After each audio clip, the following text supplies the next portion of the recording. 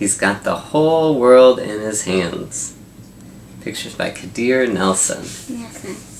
He's got the whole world in his hands. He's got the whole world in his hands. He's got the brothers and my sisters in his hands. He's got the whole world in his hands. I love his drawings.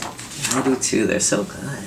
He's got the sun and the rain in his hands.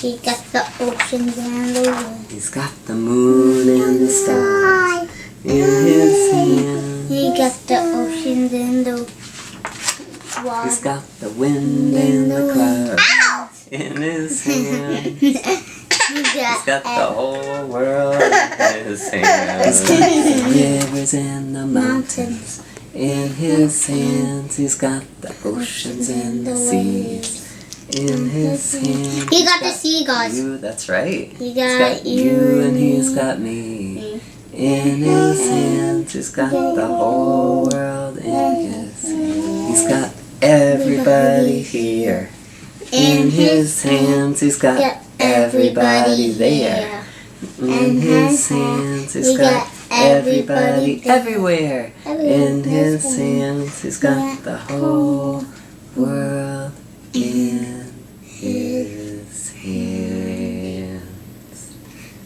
He's got the whole world in his hands. What a wonderful song. And the illustrations in this book are fantastic. We've got them enlarged at the end of this video so you can see them up close.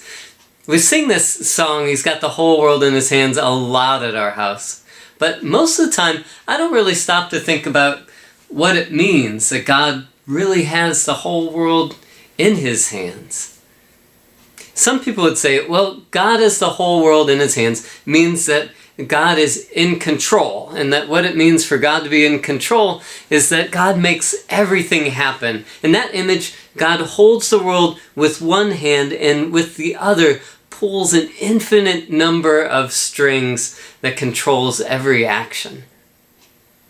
But another way of thinking about God having the whole world in his hands is that God is in relationship with the world and everything in it. He doesn't control, but calls and invites. In this image, God's got the whole world in his hands means that he holds the world and jumps into it himself.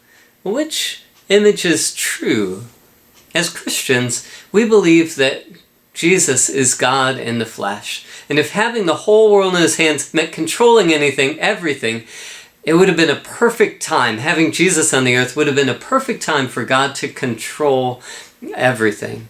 We see flashes of that what Jesus could do. He walked on water. He calmed the storm. He miraculously healed people. He miraculously fed 5,000 people and more. He could have controlled it all, but he didn't. He saw something more valuable than control. What was that? He saw relationship. He asked people to follow him, to trust him, to believe in him, and he loved them. Relationship is risky. By not controlling everything, God risks people not following him. God risks people rejecting him, and sin and destruction can get into the mix too. Well, back to Jesus. When some rejected him, he didn't even control them. He gave himself up and even forgave them. But through his sacrifice, Jesus also showed that the ultimate limit controller on life, death, doesn't actually have control.